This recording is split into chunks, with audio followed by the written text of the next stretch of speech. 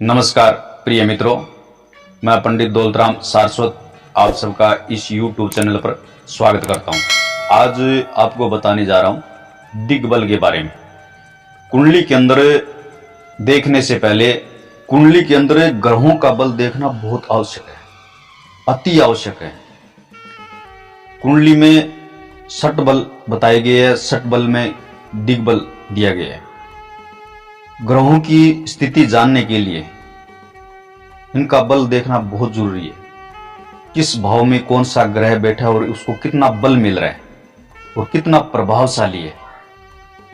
षट बल में दिग्बल किस प्रकार से देखा जाता है, इसके बारे में आपको बताने जा रहा हूं। कुंडली के अंदर 12 भाव होते हैं। 12 भाव में 4 भाव जिसको केंद्र भाव बोलते हैं। केंद्र भाव प्रथम भाव को, चतुर्थ भाव को, सप्तम भाव को और दशम भाव को, इनको केंद्र बोला गया है। प्रथम भाव जिसको लगन भी कहते हैं, उसमें पूर्व दिशा देखी जाती है। सप्तम भाव उसको पश्चिम दिशा दी गई है। चतुर्थ भाव को उत्तर दिशा दी गई है और दशम भाव को दक्षिण दिशा दी गई है। दशम भाव में सूर्य और मंगल, कोई भी एक ग्रह बैठा हो या दोनों बैठे हो तो उसको एक रूप मिलता है, मतलब षट बल मिलता है, उसको पूर्णतया से बल प्राप्त हो जाता है। अगर यही ग्रह अगर चतुर्थ भाव में बैठे हो, सूर्य और मंगल, चाहे सूर्य बैठा हो चाहे मंगल बैठा हो, उसको 0 बल प्राप्त होता है। दशम भाव में बैठे हुए ग्रह पूर्णतया से बलवान माने जाते हैं। अगर मंगल बैठा हो तो बलवान माना जाता है, अगर सूर्य बैठा हो तो बलवान माना जाता है। दशम भाव में यह ग्रह स्वतः ही बलवान हो जाते हैं। अगर मेष राशि का मंगल अगर चंद्रमा के साथ बैठा है तो सहनशाही योग बना देता है। इसी प्रकार चंद्रमा और शुक्र, इन दोनों में जो भी ग्रह चतुर्थ भाव में अगर बैठे हो तो इनको पूर्णतया से बल मिलता है, षट बल मिल जाता है, एक रूप बल प्राप्त हो जाता है। एक रूप का मतलब होता है षट बल।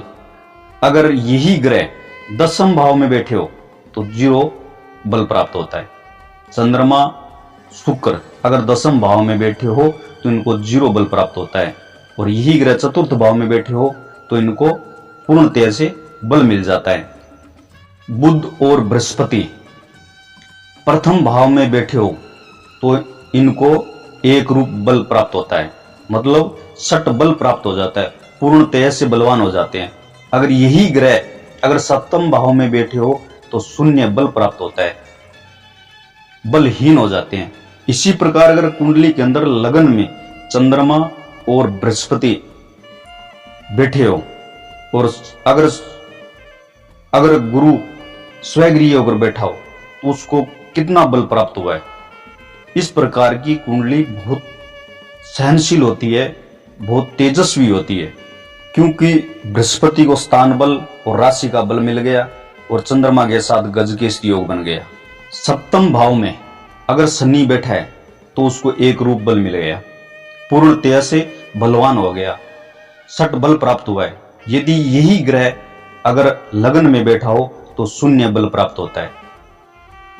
तो यह जानकारी आपको कैसी लगी, आप अपनी राय जरूर व्यक्त करना और इस वीडियो को लाइक और शेयर जरूर करना। जय गणेश।